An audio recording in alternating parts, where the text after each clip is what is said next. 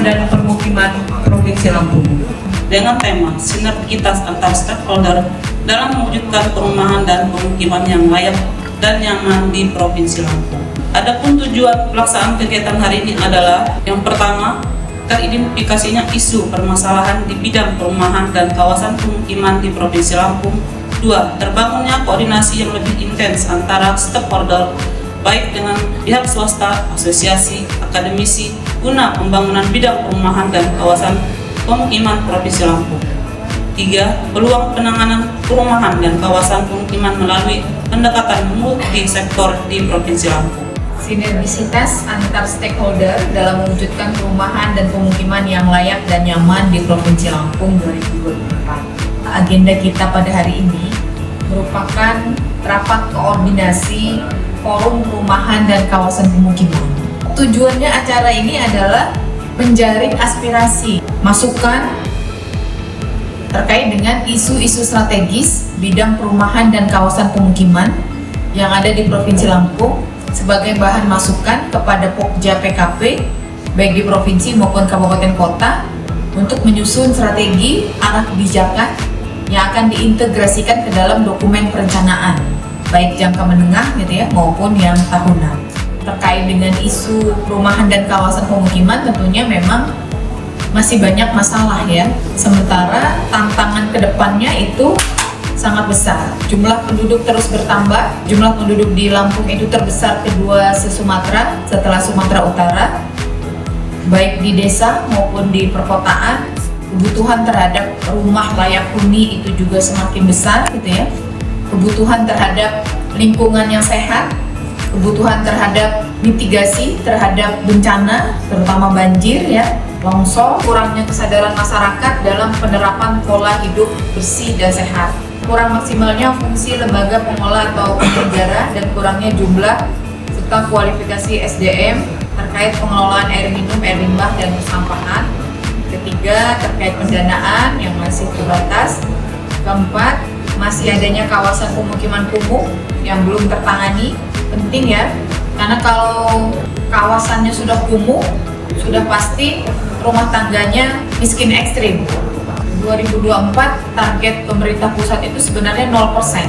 Terkait dengan kawasan kumuh ini menjadi bagian dari strategi pengurangan kemiskinan ekstrim. Isu-isu dan tantangan itu menjadi fokus kita ya dalam merumuskan permasalahan isu strategis untuk menjadi masukan dalam penyusunan perencanaan ke depan, baik provinsi maupun kabupaten. Serta rapat koordinasi, saya berharap Bapak Ibu dapat memberikan sharing pemikiran baik berkaitan dengan proses perencanaan, strategi maupun implementasi dalam keterpaduan program kegiatan demi terwujudnya perumahan dan pemukiman yang nyaman dan layak bagi semua masyarakat di Provinsi Lampung, terutama rumah tangga yang masih dalam kondisi miskin ekstrim. Angka kemiskinan ekstrim di Provinsi Lampung sekarang di 2023 itu masih di angka 1,32%.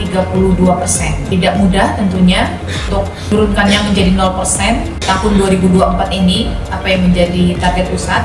Tapi kalau target SDGs itu di 2030. Jadi 0% kemiskinan ekstrim itu di 2030. Dengan mengucapkan Bismillahirrahmanirrahim, rapat koordinasi Forum Perumahan dan Kawasan Pemukiman Provinsi Lampung tahun 2024 secara resmi kita nyatakan dibuka. Nah, dalam kesempatan ini saya akan menyampaikan sub yang terbagi dalam outline ada 6. Kita juga sudah punya Permen PUPR nomor 12 tahun 2020 tentang peran serta masyarakat dalam penyelenggaraan PKP karena perlu kolaborasi tadi. Sehingga di sana mengamanatkan kita untuk membentuk forum PKP. Forum PKP itu apa? Itu forum pengembangan perumahan dan kawasan permukiman yang merupakan wadah untuk pertemuan membicarakan kepentingan bersama dalam penyelenggaraan pemukiman dan perumahan. Unsur forum PKP siapa saja? Instansi pemerintah yang terkait dalam bidang PKP, yang di dalamnya merupakan anggota Pokja PKP. Yang kedua, asosiasi perusahaan penyelenggara PKP. Terus yang ketiga, asosiasi profesi. Yang keempat, asosiasi perusahaan barang dan jasa mitra usaha penyelenggara PKP. Yang kelima, pakar di bidang PKP dan lembaga swadaya masyarakat. Jadi idealnya mungkin nanti kita revisi saja Pak Riki, supaya ketuanya itu dari RE, libatkan perguruan tinggi, misalnya di wakil ketuanya perguruan tinggi, nah anggotanya NGO gitu. Kita Bapeda boleh masuk di situ misalnya sebagai sekretaris atau sekretariat gitu. Jadi untuk memastikan bahwa forum itu ada yang bertanggung jawab untuk pengadaan acara, yang mengkoordinir, tapi mereka bertanggung jawab untuk menggerakkan forum itu. Karena forum PKP ini kan sifatnya kan banyak memberikan masukan-masukan dan solusi kepada Pokja PKP. Ada 5 kabupaten yang belum mempunyai forum PKP. Kalau ada yang sudah direvisi dari ini, tolong segera sampaikan ke kami juga. Untuk yang sudah hadir, semoga kalau ada program-program ke depan ini diprioritaskan. Ini bentuk dari reward kita. Jadi begitu diundang responsif. Jadi kalau misalnya yang belum hadir, kita anggap punishment karena tidak terlalu merespon urgensi dari undangan kita. Ini perumahan dan kawasan permukiman dalam RPJP Nasional 2025-2045. Di mana visi Indonesia Emas 2045 adalah negara Nusantara berdaulat, maju dan berkelanjutan, yang dijabarkan dalam 8 misi pembangunan, 17 arah pembangunan, dan 45 indikator.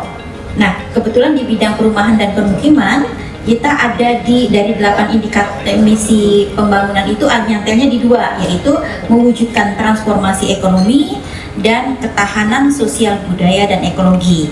Sedangkan di 17 arah pembangunan kita cantelannya ada di indikator Indonesia Emas yang ke-8, yaitu perkotaan sebagai sumber pertumbuhan ekonomi.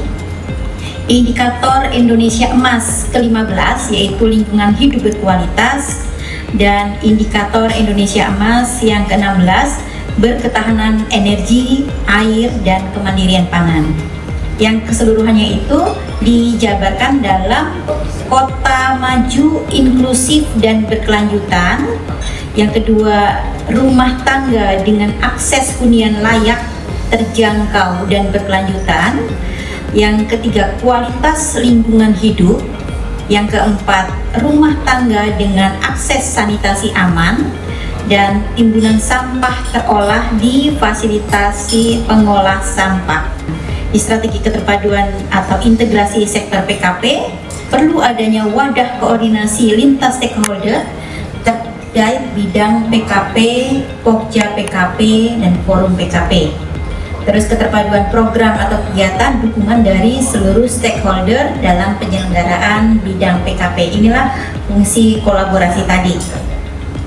Selanjutnya, tantangan pembangunan jangka panjang Provinsi Lampung, kita masuk di kewilayahan dengan poin perlunya penanganan kawasan permukiman kumuh dan akses air minum yang aman. Nah, ini capaian dari 2020 sampai 2023. Adapun itu ada beberapa targetnya, dan yang targetnya belum tercapai itu persentase rumah tidak layak huni, itu masih di bawah dari target.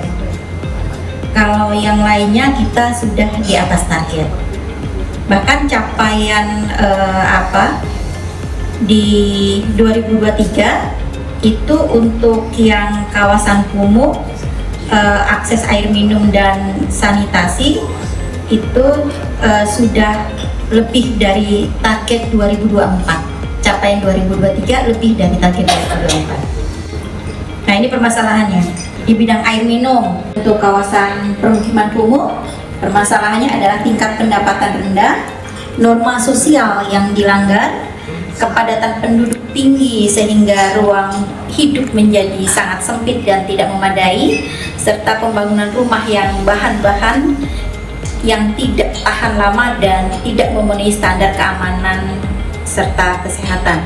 Mungkin ini sebagian bahan diskusi kita hari ini. Berdasarkan SK yang sudah kami kunci di SK tahun 2014 sebagai acuan capaian penanganan kumuh di Provinsi Lampung, kita masih butuh nih 600 miliaran kalau mau nolin ya. Untuk 600 miliaran itu yang bisa kami lakukan apa saja? Ada penyelenggaraan infrastruktur pada permukiman di kawasan strategis, ada penyelenggaraan PSU-nya, ada pengelolaan dan pengembangan sistem penyediaan air minum, dan juga pengelolaan dan pengembangan sistem drainase. Gitu. Itu beberapa program kegiatan yang ada di dinas kami. Kami punya amanat bahwa dalam pentahelix itu merupakan konsep multi pihak, yaitu keanggotaannya 5 pilar atau stakeholder dalam berkolaborasi serta berkomitmen untuk mencapai tujuan yang sama.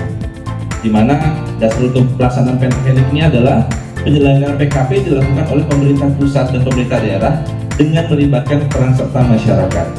Jadi pemanfaatannya kolaborasi pentahelix dan forum PKP ini diharapkan sebenarnya bisa menyelesaikan masalah yang ada di Provinsi Lampung, terutama untuk kumuh. Ini ada beberapa foto keterlibatan. OPD juga memberikan bantuan kepada kita tentang sarana-sarana bantuan bibit, sarana-sarana lainnya juga. Mereka juga kalau berkolaborasi dengan kita, mereka juga siap gitu. Karena ada pernyataan minat apabila bersedia mengikuti H2M, apa nih kolaborasi dari OPD untuk masyarakat di sekitarnya. Sinergitas antar stakeholder dalam mewujudkan perumahan dan permukiman yang layak di Provinsi Lampung penting untuk dibentuk oleh kabupaten kota, karena di forum PKP inilah menjadi wadah atau sarana untuk mencari aspirasi dari masyarakat seperti itu. Tahun 2025 ada 8 kegiatan, tapi karena di tahun 2025 ini masa transisi, sehingga untuk kegiatan-kegiatan 2025 masih kegiatan rutin. Jadi mungkin ini sebagai informasi saja, selalu sosialisasi terkait dengan kegiatan-kegiatan kita apa aja. Ada nanti pendampingan SK, pendampingan rencananya mulai dari rencana kedua KPK, ada kumuh, terus ada KP, Pokjanya juga kita dampingi untuk restrukturisasi. Kan tadi katanya udah ada Pokja PKP, tapi belum ada juga yang belum sama strukturnya dengan Permen 12 itu. Nah, kita bisa dampingi juga terkait itu. Seandainya tidak ada bencana, kita mengisi SPM itu seperti apa? Gitu. Apakah kita setiap tahun harus nol terus?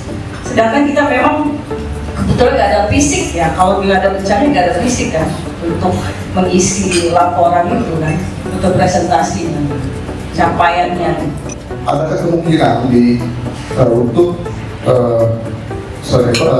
Mas itu balik ke permukiman, bukan di sekitar area lagi. Itu mungkin yang saya beri. Yang kedua terkait permukiman tertinggal. Kita ada 2 kecamatan yang terisolasi, tetapi tidak ada akses jalan kabupaten, tidak ada jalan lingkungan, hanya lewat PT ya. Itu pun kita masuk harus pakai menggunakan KTP.